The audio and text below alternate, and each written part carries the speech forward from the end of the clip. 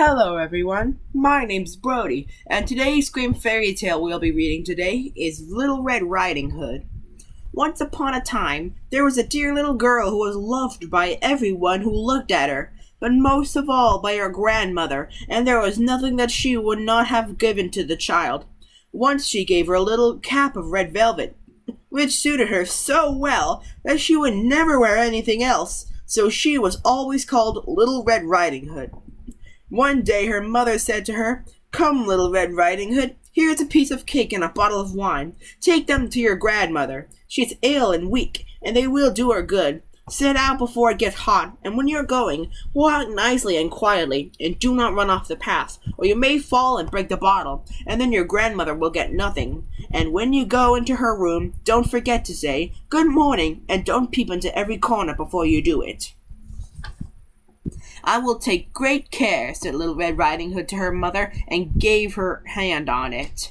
The grandmother lived out in the wood, half a league from the village, and just as Little Red Riding Hood entered the wood, a wolf met her. Little Red Riding Hood did not know what a wicked creature he was, and he was not at all afraid of him. "Good day, Little Red Riding Hood," said he. "Thank you kindly, wolf." "Whither away so early, Little Red Riding Hood?" "To my grandmother's." "What have you got in your apron?"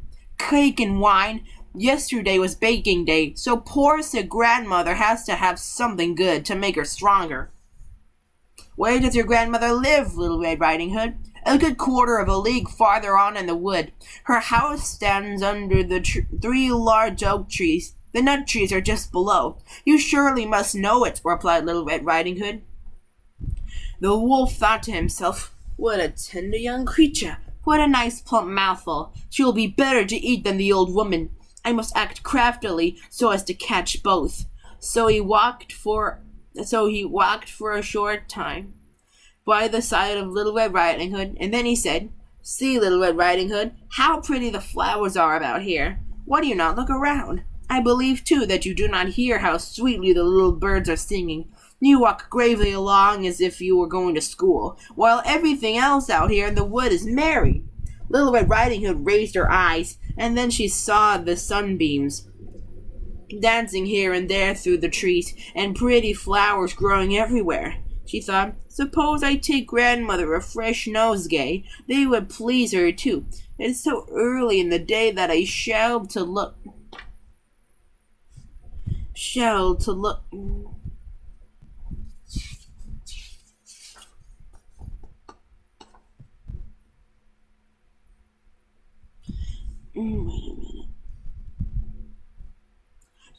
I shall still get there in time." And so she ran from the path into the wood to look for flowers, and whenever she had picked one, she fancied that she saw a small prettier one farther on, and ran after it, and so got deeper and deeper into the wood.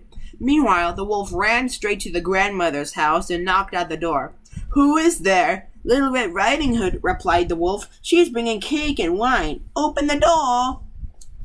"Lift the latch," called out the grandmother. "I am too weak and cannot get up." The wolf lifted the latch. The door flew open, and without saying a word, he went straight to the grandmother's bed and devoured her. Then he put on her clothes, dressed himself in her cap, laid himself in bed, and drew the curtains. Little Red Riding Hood, however, had been running about picking flowers, and when she had gathered so many that she could carry no more, she remembered her grandmother, and set out on the way to her.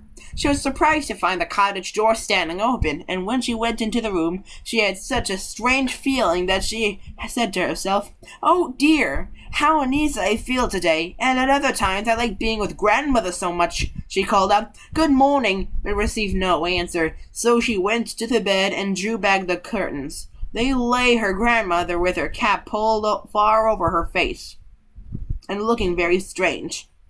This is where the most famous quotes from the story come into play. "Oh, grandmother," she said, "what big ears you have!" "The better to hear you with, my child," was the reply. "But grandmother, what big ears you have," she said. "The better to see you with, my dear." "But grandmother, what large hands you have." "The better to hug you with." "Oh, but grandmother, what a terrible big mouth you have." "The better to eat you with." And scarcely had the wolf said this Then, with one bound, he was out of bed and swallowed up Red Riding Hood.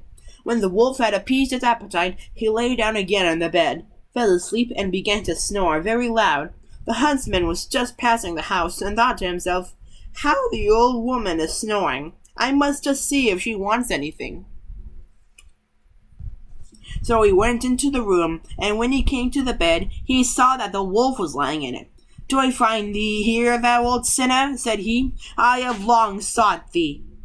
Then, just as he was going to fire at him, it occurred to him that the wolf might have devoured the grandmother, and that she might still be saved. So he did not fire, but took a pair of scissors and began to cut open the stomach of the sleeping wolf. When he had made 2 snips, he saw the little Red Riding Hood shining, and then he made 2 snips more, and the little girl sprang out crying, "Ah, how frightened I have been! How dark it was inside the wolf!" And after that the aged grandmother came out alive also, but scarcely able to breathe. Red Riding Hood, however, quickly fetched great stones with which they filled the wolf's body, and when he awoke he wanted to run away, but the stones were so heavy that he fell down at once and fell dead.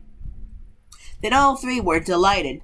The huntsman drew off the wolf's skin and went home with it. The grandmother ate the cake and drank the wine which Red Riding Hood had brought, and revived. The Red Riding Hood thought to herself, "As long as I live, I will never by myself leave the path to run into the wood when my mother has forbidden me to do so."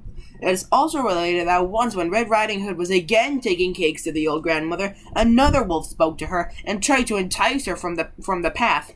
Red Riding Hood, however, was on her guard and went straight forward on her way, and told her grandmother that she had met the wolf, and that he had said good morning to her, but with such a wicked look in his eyes that if they had not been on the public road, she was certain he would have eaten her up. "Well," said the grandmother, "we will shut the door, that he may not come in." Soon afterwards the wolf knocked and cried, "Open the door, grandmother, I'm Little Red Riding Hood, and I'm fetching you some cakes." But they did not speak or open the door, so the Greybeard stole twice or thrice round the house, and at last jumped on the roof, intending to wait until Little Red Riding Hood went home in the evening, and then to steal after her and devour her in the darkness.